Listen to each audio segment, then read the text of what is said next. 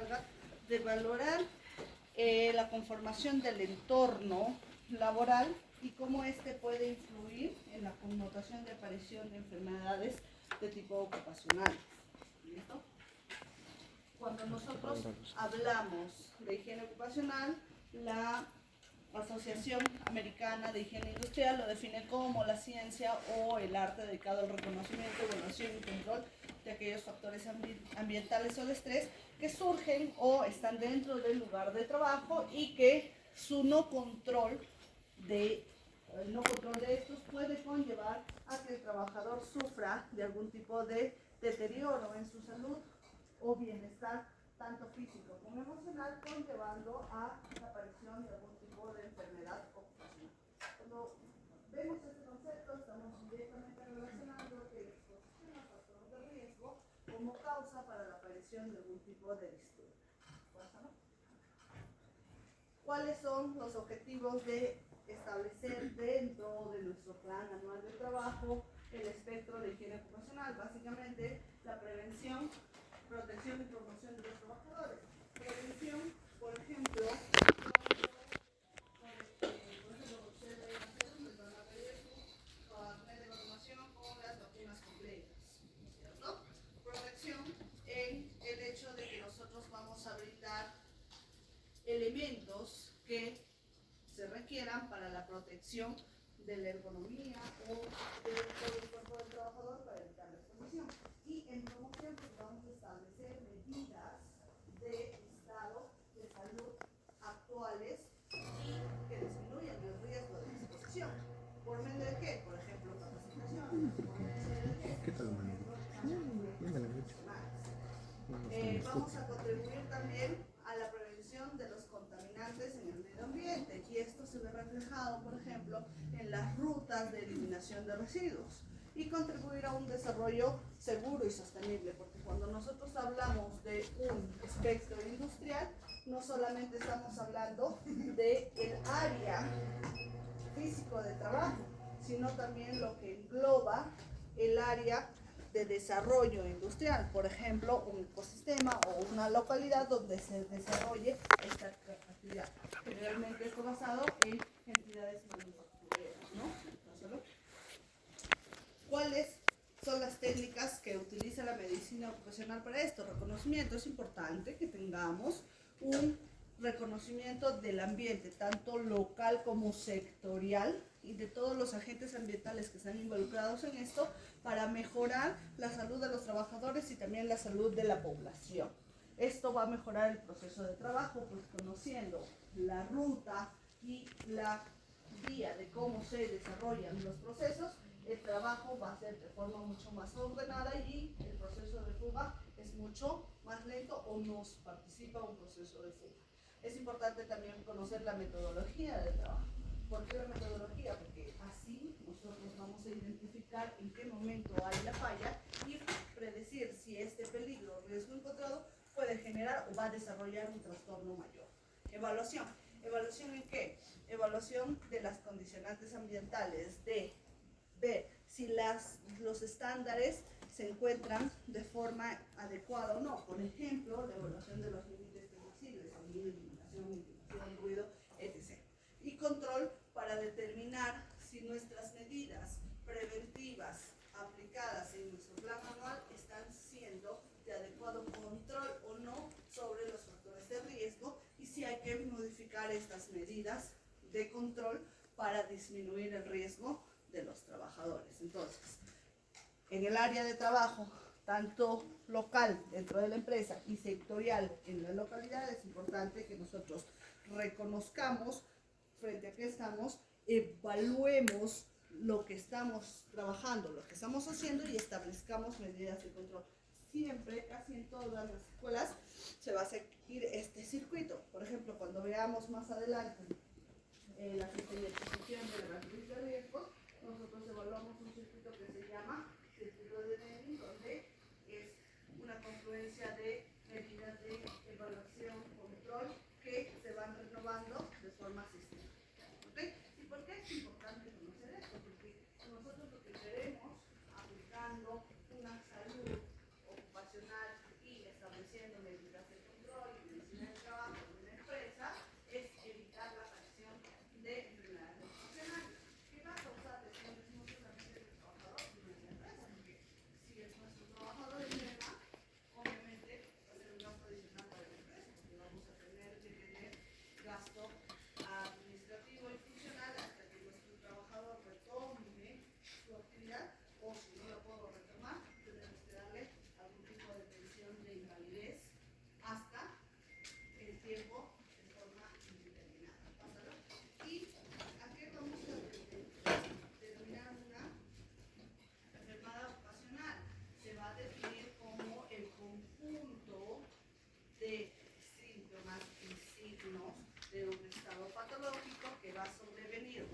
aparecer después de la exposición a un factor de riesgo de forma obligada en la actividad laboral.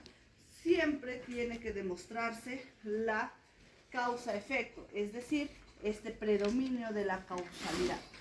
No, la enfermedad no va a estar causada si el trabajador no se expone y sin embargo se expresará si este trabajador es expuesto a ese factor de riesgo.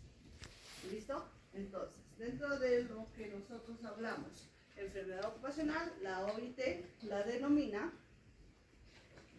nos dice que las enfermedades ocupacionales pueden tener una mortalidad 6 veces más que los accidentes de trabajo.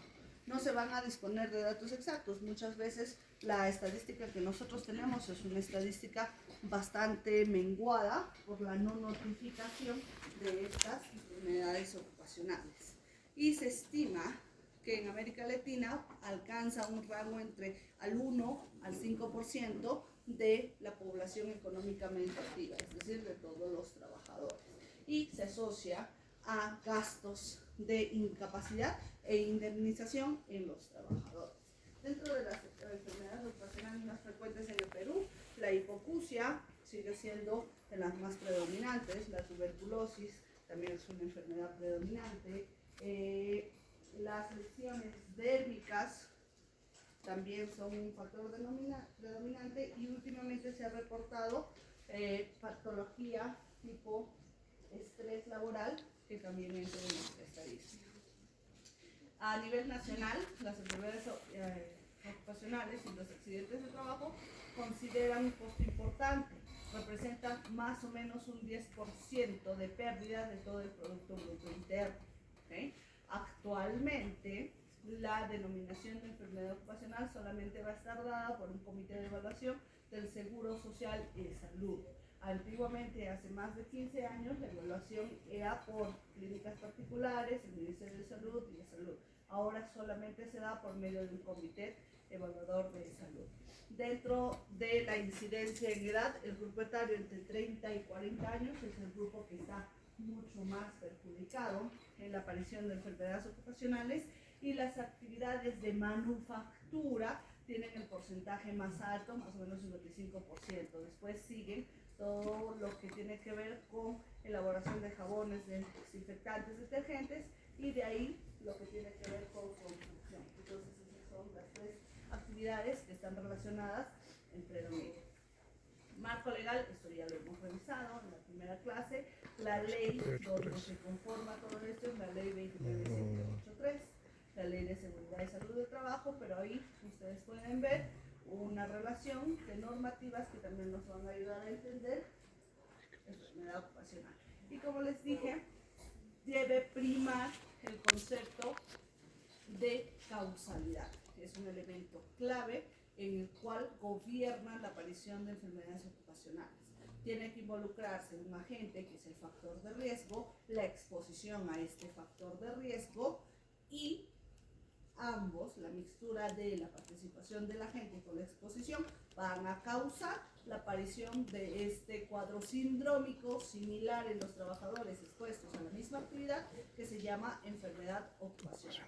La OMS nos indica que son aquellos trastornos de la salud en la cual se involucran los riesgos laborales y van a actuar estos riesgos laborales como factores causales para la aparición de enfermedades. Obviamente habrá predisposición como en toda enfermedad. Algunos agentes, por más que tengan baja carga o tengan un poder más inocuo que otros, si se encuentra un factor predisponente como factores hereditarios, pueden contribuir a que los síntomas o signos puedan aparecer de mayor intensidad o con menos tiempo de exposición. Entonces es importante seguir esta secuencia.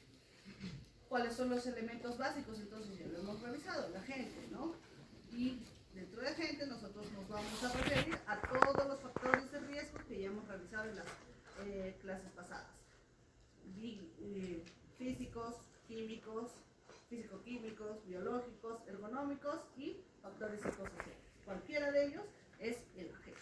La exposición, obviamente tiene que haber la exposición del trabajador a este factor de riesgo para que aparezca el cuadro sindrómico que se va a llamar enfermedad ocupacional y todo relacionado con un criterio de causalidad.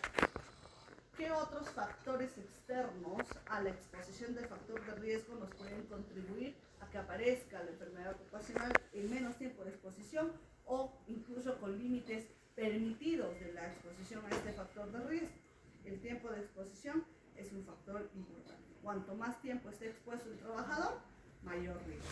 La toxicidad del producto, obviamente, cuanto más agresivo sea un agente, cualquiera de este factor de riesgo, mayor riesgo de que aparezca la enfermedad. Las condiciones de seguridad y ergonomía, si yo tengo la exposición a un agente, pero tengo una implementación de equipos de protección adecuada, mis límites permisibles están controlados, tengo rotación en el trabajo y reduzco las horas de jornada, obviamente estas condiciones van a proteger al trabajador, pero si se rompe este circuito, va a aparecer con mayor razón la enfermedad ocupacional. Las condiciones de la exposición, eso es importante, en qué momento se da y si a eso le sumo la salud preexistente del empleado antes de iniciar la actividad. El diseño del área de trabajo también es importante porque un buen diseño donde tengamos adecuada ventilación, donde tengamos filtros adecuados, donde tengamos un sistema de vigilancia, donde tengamos una adecuada iluminación para reducir los riesgos de exposición a estos factores. Las características personales son un factor importante, la presencia de otros contaminantes, la variabilidad biológica y la multicausalidad. Muchas veces cuando nosotros analizamos la aparición de una enfermedad ocupacional, tenemos el error en medicina ocupacional de solamente referirnos a un agente, es decir, solamente identificamos un factor de riesgo. Si nosotros evaluamos la aparición de una enfermedad, tenemos la exposición a varios factores de riesgo al mismo tiempo para que al fin aparezca la enfermedad. Entonces la multicausalidad es un factor importante. ¿Cuáles son las características de esta enfermedad? Primero, el inicio es un tipo de inicio lento y progresivo. ¿Okay? El ciclo de la enfermedad generalmente suele ser de forma retardada y no es un inicio brusco o abrupto. Se reconocen por inicios lo que va a ocurrir, es decir, al ser un cuadro clásico, sindrómico, establecido para ese grupo ocupacional, nosotros podemos advertir los síntomas o signos iniciales y derivar o presumir en qué signos y síntomas va a terminar la evolución clínica de esta enfermedad de forma progresiva. ¿Okay?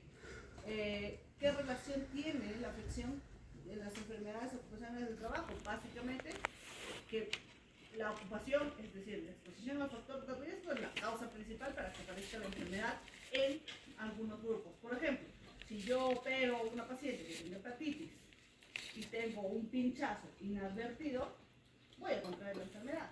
Entonces, en ese caso estamos hablando de que la exposición al factor de riesgo es una causa directa. Pero también puede ocurrir que esta exposición al factor de riesgo no sea causa directa, sino sea un factor agregante para que aparezca la enfermedad. Por ejemplo, tengo predisposición genética para hipertensión, mi papá es hipertenso, mi mamá es hipertensa, y estoy en una actividad física que me genera mucho estrés, por lo tanto genero mediadores inflamatorios y adrenérgicos que me producen hipertensión arterial secundaria. Y aparte de eso tengo turnos rotativos, no me alimento bien, tomo bastante café, fumo y mi alimentación está descontrolada. Tengo todos los factores de riesgo multicausales para que aparezca la enfermedad. Y la exposición al trabajo es solamente uno de ellos que contribuye. ¿Okay? Y en otros casos es que puede agravar una enfermedad existente. Por ejemplo, yo soy asmática, no controlada, y me meto a una empresa que, no sé, pues, trasquila. ¿Okay? Y tengo pelitos volando, y tengo ácaros volando, y toda la cosa, y ya mis episodios asmáticos son cada vez más frecuentes y cada vez con menos control. Entonces, el factor de riesgo puede involucrarse para la prevención de enfermedades ocupacionales de estos tres tipos, siendo causa directa, siendo un factor multicausal o siendo un factor agravante a una enfermedad preexistente. ¿Ok? Pasamos. ¿Cómo ¿Cómo vamos a clasificar las enfermedades ocupacionales? Hay diferentes tipos de clasificación. Lo podemos clasificar dependiendo del sistema al que nos va a afectar. Lo podemos clasificar dependiendo del tipo de exposición. O lo podemos clasificar dependiendo al sistema afectado. ¿Pasa? Y en la resolución,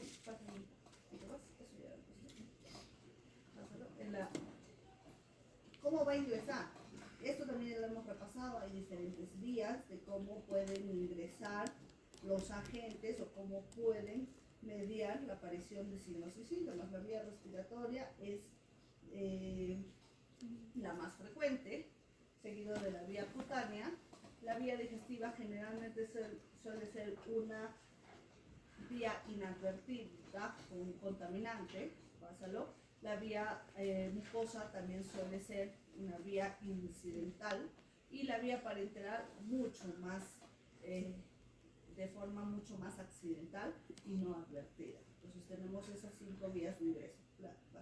Y como les decía, la clasificación que nosotros vamos a usar para enfermedades ocupacionales es la clasificación de la resolución ministerial 480 que se ha dado en el 2008 por el Ministerio de Salud, en la norma técnica 068, que nos habla de las enfermedades profesionales, que lo clasifican en 6 grupos. Entonces esto es lo que vamos a usar. El primer grupo son las enfermedades profesionales causadas por químicos. ¿Okay? Todos los factores de riesgo químicos están involucrados en este primer grupo. Un ejemplo de esto es, por ejemplo, la exposición al aluminio, que como consecuencia o como causalidad nos va a dar la aluminosis. Y la aluminosis se puede traducir en diferentes signos y diferente patrón sindrómico. Nos puede dar secundario un patrón de fibrosis pulmonar cuando se da el ingreso por la vía inhalatoria, pues si baja, y si tenemos en la vía respiratoria alta, nos va a dar un tipo de reacción alérgica crónica como una rinoconjuntivitis, y si es a nivel de dermis, nos da un patrón de urticaria crónica secundario a enfedema. El plomo es otro agente bastante relacionado con la aparición de enfermedades ocupacionales que pueden dar diferentes cuadros sindrómicos. Puede darnos cuadros de síndrome doloroso abdominal, encefalopatía por plomo, neuropatía periférica por plomo, daño orgánico cerebral irreversible y anemia crónica. Y cada uno de los elementos que nosotros ahí revisamos también nos van a dar cuadros sindrómicos bastante frecuentes. Cadmio, arsénico, mercurio y plomo son los 4 primeros que se encuentran en nuestro listado de enfermedades ocupacionales por riesgo químico. ¿Okay? Cadmio, arsénico, mercurio y plomo. Pásalo. En el grupo 2 de enfermedades vamos a estar viendo las enfermedades que están relacionadas al factor de riesgo físico. Y dentro de ellos, el ruido es el agente más frecuente. Por eso es que la hipoacusia sigue siendo una de las enfermedades más latentes en cuanto a enfermedades ocupacionales. Generalmente la sordera o hipoacusia producida por ruido suele ser de tipo bilateral. ¿Okay? También está asociada a la aparición de vértigos y en otro grupo de los agentes físicos están relacionados a la actividad de cargas, es decir, la manipulación de estas. Y las enfermedades musculoesqueléticas o osteomusculares son también una enfermedad con bastante prevalencia. En cuanto a la afectación angioneurótica, podemos relacionarlo a las afectaciones vasculares y neurológicas microscópicas que se producen secundarias a microvibraciones mecánicas. ¿Pásalo? Como decíamos, las enfermedades musculoesqueléticas también son relacionadas, son prevalentes.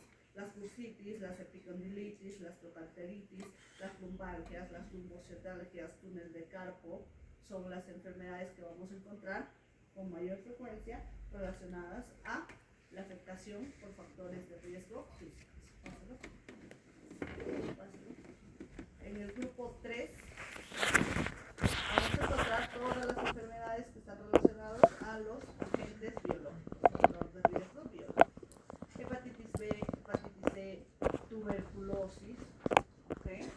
Pásenlo.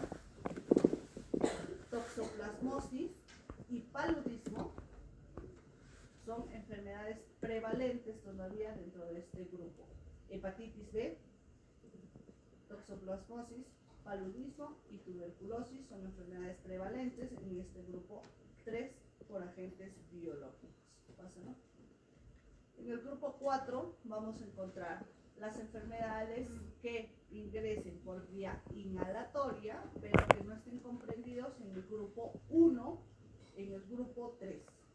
Por ejemplo, las secundarias a la inhalación del polvo de sílice, la silicosis, que es una enfermedad bastante prevalente en la actividad minera y manufacturera. Las enfermedades por neumoconiosis secundaria en la inhalación de carbón, la asbestosis y que todas estas te van a producir un cuadro de fibrosis pulmonar como término de esto y secundario a esta fibrosis pulmonar, un cuadro de insuficiencia cardíaca congénita. Entonces tienen cuadros en estas enfermedades inhalatorias muy similares. En el grupo 5 vamos a tener las lesiones a nivel de dermis que no están comprendidas en los apartados 1, ni 3, ni 4. En este caso vamos a tener, por ejemplo, las dermatitis de contacto, las urticarias, las fotodermatitis y las fotoalergias por contacto. Pásalo. Y en el grupo 6 vamos a tener todas las enfermedades ocupacionales relacionadas a la aparición de algún tipo de neoplasia por agentes carcinogénicos. Dentro de este grupo, las que más vamos a revisar son las que se producen por amianto, neoplasias malignas de pulmón y bronquio, las que se producen secundarias a arsénico, que también se van a producir a este nivel orgánico, bronquio y pulmón, las que se producen por el polvo de sílice, que te van a dar también neoplasias a nivel de bronquio y pulmón, y las secundarias a las radiaciones, que nos van a dar patrones de leucemia y neoplasia a nivel de médula. Pásalo. Entonces, esa clasificación que es la más frecuente es la que está dado por la norma del MINSA. Pero también podemos clasificar, como les dije, las enfermedades ocupacionales por el sistema u órgano afectado, y ahí vamos a dividirlas por los sistemas en los cuales nosotros estamos afectados. Aparato respiratorio, por ejemplo, las neumoconiosis, enfisema, edema, enfermedades a nivel de la dermis, como el vitíligo, la dermatitis, a nivel del sistema hematopoyético, varias de estas pueden dar tipos de anemia, peramiosideroblástica o granulocítica, las enfermedades del músculo esquelético, las que decíamos, lumbalgias, sinovitis, bursitis, pásalo, las enfermedades a nivel de desórdenes mentales, confusión, desórdenes cognitivos, por ejemplo, la contaminación por plomo, por cadmio, por arsénico, te dan patrones mentales alterados, y en muchos casos puede causar incluso demencia. Enfermedades del sistema nervioso, compresiones periféricas de nervios son lo más frecuente, y enfermedades a nivel del ojo, las conjuntivitis, queratitis o las cataratas secundarios a agentes químicos. A nivel circulatorio, la enfermedad de Raynaud, intoxicación de hígado, cáncer ocupacional, ya hemos revisado algunos de los cánceres más frecuentes, y las enfermedades por estrés. En este caso, en las enfermedades de estrés secundaria, lo que nosotros conocemos del síndrome de Burnout, la fatiga crónica, los episodios ansiosos depresivos y todo eso, también vamos a agregar aquellas enfermedades que se van a relacionar a patrones de inflamación crónica secundarios a estrés. Por ejemplo, síndrome de intestino irritable, por ejemplo, síndrome de vejiga dolorosa y, por ejemplo, síndrome de parkinsonismo periférico. Entonces, son 3 enfermedades que tenemos que tener muy en cuenta en estas enfermedades por el estrés, muy aparte de lo que dice ahí. ¿Qué acciones preventivas nosotros vamos a tomar? Las acciones preventivas obviamente van a depender frente a qué área nosotros estemos. En el aspecto laboral es importante establecer una metodología de seguridad y salud del trabajo. Para eso tiene que establecerse un comité de seguridad y salud del trabajo. Este comité se va a encargar de formar, por ejemplo, las brigadas de seguridad. Este comité se va a encargar de hacer los planes anuales. Este comité se va a encargar de hacer la evaluación, identificación de riesgos y peligros. Este comité se va a encargar de evaluar cómo se encuentran los sistemas de seguridad, por ejemplo, si hay sistemas de ventilación, si hay sistemas de iluminación, si hay un adecuado control de ruido, etc. Luego, este comité también es el que se encarga de evaluar cómo se encuentran nuestros equipos y materiales, si estos tienen su mantenimiento de forma correcta, si se está haciendo la revisión de estos, si tenemos una adecuada evaluación ergonómica y postural de nuestros trabajadores, si tenemos prevención de fatiga. Dentro de nuestro plan anual es importante ver la organización de las tareas, es decir, si el trabajador está designado para una tarea, si está capacitado para realizar esta, para ver si el trabajador tiene la adecuada carga mental o no para realizar la tarea, si tiene la capacitación para esto, si tiene adaptación y motivación laboral, y si se establece planes de manejo de estrés, por ejemplo, que tenga periodos de descanso, por ejemplo, que tenga reconocimiento, por ejemplo, que su sueldo sea acorde a la actividad que está realizando. Todas estas medidas organizacionales son importantes. Y la formación e información.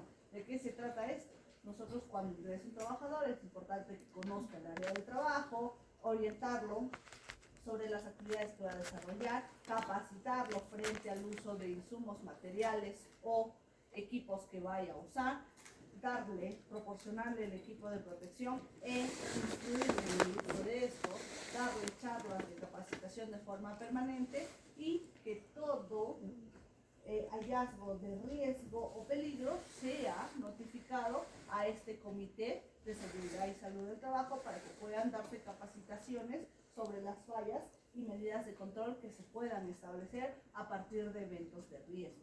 Entonces, dentro de las acciones preventivas, si ustedes se dan cuenta, es un sinnúmero, no solamente es hacer una charla, no solamente es darle el equipo de protección, se tiene que ver tanto los insumos, se tiene que ver tanto los equipos, los materiales, los equipos de protección, la capacitación a nuestro personal y frente a todo evento de riesgo se tiene que renovar la evaluación de las medidas de control. Okay, esto es una cuestión práctica dentro de cuando nosotros damos capacitaciones ergonómicas en los trabajadores, nosotros damos pausas de relajación o establecer pausas activas dentro de las horas de trabajo. Si ustedes se dan cuenta ahí, esta imagen va más relacionada a lo que son usuarios de visualización de pantallas o de oficina, pero es importante que también se realice en todo operario de máquinas, de cargas y en todo operario que tenga una jornada por encima de 8 horas, debe realizarse pausas activas a razón de 10 por 1, es decir, 10 minutos por cada hora. Pásalo. Esto también es una medida de control importantísima, debemos proveer el uso correcto del uso de los EPPs, no solamente dárselos, sino instruir a el trabajador cómo es que debe usar ese EPP y instruir sobre la identificación de aquellos equipos que necesiten mantenimiento o necesiten cambio, porque a veces los trabajadores por el mal factor organizacional no se pueden relacionar bien con sus supervisores o jefes, usan EPPs que no tienen la condición adecuada y eso también es importante corregirlo en la metodología organizacional de la empresa. Pásalo. Y este punto era algo de lo que ya habíamos visto. Hay factores de riesgo relacionados al estrés, a los factores psicosociales. El estrés es una respuesta no específica del organismo a toda demanda de lo que se haga. Toda actividad que implique toma de decisiones va a generar una respuesta de nuestro organismo ante la actividad misma. Y esta respuesta se llama estrés. El estrés, cuando es de forma controlada y distribuida, no causa lesión en la ergonomía del trabajador. Pero si tenemos episodios secuenciales y estrés no controlados, vamos a llegar a generar la enfermedad. Es una enfermedad peligrosa porque no solamente va a afectar la salud física del trabajador, sino también la salud mental. Y muchas veces el aspecto psicosocial y el aspecto mental es mucho más difícil de manejar que los problemas físicos. ¿Pasa, no? cuando hablamos de fases de estrés, tenemos una exposición y vamos a tener 3 fases en las cuales puede ser potencialmente reversible estos episodios de estrés. La fase de alarma es en la cual se activan todos los sistemas adrenérgicos y podemos dar marcha atrás. La fase de resistencia, si no se logra controlar, llega a la fase de agotamiento. En la resistencia simplemente establecemos una meseta de respuesta orgánica hasta que esta meseta falla y cae y producimos el agotamiento del organismo. Pásalo. ¿Qué signos tenemos en la fase de alarma? En la fase de alarma vamos a tener, por ejemplo, aumento del ritmo cardíaco, vamos a tener aumento del ritmo respiratorio, vamos a tener disminución de la secreción digestiva, vamos a tener un cierre a nivel de los poros de la piel y cambios de temperatura. Vamos a tener básicamente un sistema de alerta activado. Entonces, aquí, por ejemplo, cuando van a dar examen, ustedes entran en una fase de alarma, ¿cierto? Porque empiezan con taquicardia, empiezan a respirar rápido, todo eso. Porque se encuentran en un estado de alerta, ¿cierto? Y esto al principio es importante porque el sistema de alerta va a regular ciertas emociones y respuestas rápidas. Pero cuando pasa esta fase de alarma y tenemos una fase de meseta o de resistencia, esta respuesta de alerta que nosotros hemos tenido está a desequilibrio. Se pierde la homeostasis a nivel del medio ambiente interno y la persona disminuye su capacidad de respuesta porque se produce un agotamiento de las glándulas de estrés. Es lo que pasa cuando a veces no saben una respuesta de lo que al inicio estaban en alerta pensando las posibles respuestas o qué clave puede ser, simplemente su organismo se rinde y llega a un agotamiento.